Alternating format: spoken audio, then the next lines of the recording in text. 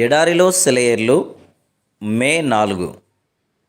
ఆయన గాయపరిచి గాయమును కట్టును, ఆయన గాయము చేయును, ఆయన చేతులే స్వస్థపరచును. యోబు గ్రంథము 5వ అధ్యాయము 18వ వచనం. భూకంపం మూలంగా గతంలో స్థానాలు తప్పిన కొండల్లో గుండా మనం వెళ్తే మనకు తెలుస్తుంది. అల్లకల్లోలం జరిగిపోయిన వెంటనే మనోజ్ఞమైన నెమ్మది అలుముకుంటుందని. అస్తవ్యస్తంగా కూలిపోయిన బండరాళ్ళ క్రింద ప్రశాంతమైన సరస్సులు పలకరిస్తాయి. ఆ బండరాళ్ళ నీడల్లో నీటి తుంగ మొదలైన అనేక విధాలైన జలవల్లులు మొలకెత్తాయి.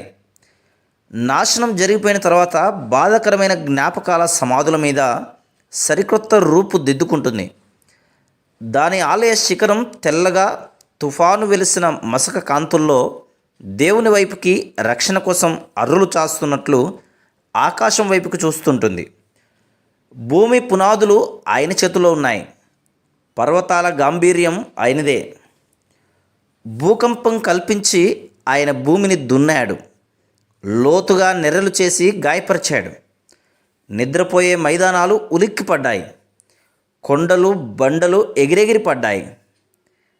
పర్వతాలకి తెలుసు దైవ రహస్యం, అనాదిగా మదిలో దాచుకున్న సత్యం. దేవుని శాంతి ఉంటుంది నిత్యం, ఇదే వాటి విశ్రాంతికి ఆధారం. అందాన్ని వాటికి కిరీటంగా పెట్టాడు. తన కృపకు అవే జన్మస్థానాలు. తన ఉదయాన్ని వాటిపై వెలిగించాడు. చేశాయవి సంధ్యాకాంతిలో స్నానాలు. కొండగాలి వాటికి వార్తాహరుడు. సుడిగాలులు కేంద్రం నుంచి వచ్చే సమాచారాలు. కారు మబ్బు వర్షపు దారలు ప్రేమ గీతాలు. లోయల్లో ధ్వనించి వ్యాపించే సంగీతాలు. సెలయేళ్లను లాలించే తూగుటుయ్యల, మబ్బు తునకలను నిద్రపుట్టే జోల.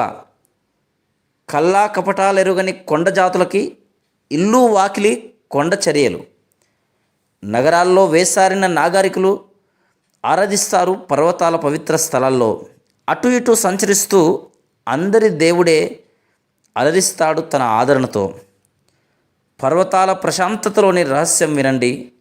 వాటి అణువణువులో నిండిన అందాన్ని కనండి. శ్రమలు విరుచుకుపడ్డప్పుడు, కష్టాలు ముంచుకొచ్చినప్పుడు దేవుడు తన పర్వతాలను తన నాగలితో దున్నుతున్నాడని, కృపా సమృద్ధి బీజాలను విత్తనున్నాడని, నిత్యమైన ఆయన శాంతిని తలచి తత్రపాటును మానండి. Praise the lord.